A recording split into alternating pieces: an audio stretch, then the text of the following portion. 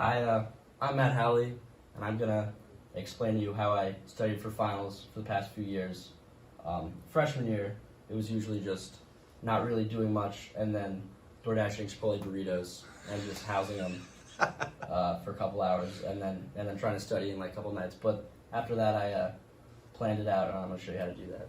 All right, so something that I do personally is first going to each one of my teachers and talking to them about how much time they think I need to study for their final, because they usually have a really accurate representation because they know me as a student very well. So I usually, obviously starting like as soon as you can, make a schedule from that point until finals, and write in, obviously the first thing is find out which day you have each final, because that'll affect how you make the calendar. And then something that I always try to do is not be over ambitious with how much time I'm going to be studying for each day. Because like I'd be tempted to just put like, oh, I'm gonna take it pretty light, and then towards the end just study for like 4 hours for like 3 days in a row, which I just can't do. So I usually try to keep it to. It depends on how much time in advance you're planning out how you're gonna be studying for your final.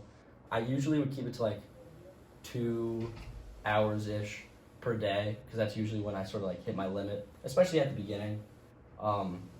And also it was important to be as specific as I possibly could when scheduling. So I'll do like, for example, like 30 minutes of like history, 30 minutes of English, 30 minutes of Italian.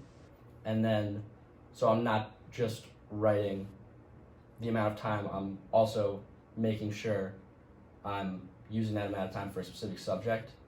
And then tallying up, how much time I spent on each and trying to meet that goal that my teacher said of however many hours I should be studying.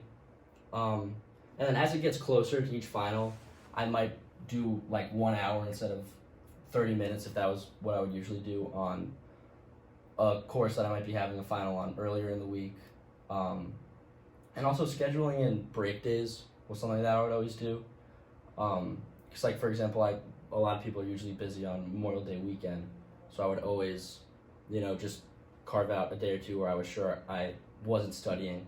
That way I wouldn't really get burnt out, especially while finals were approaching.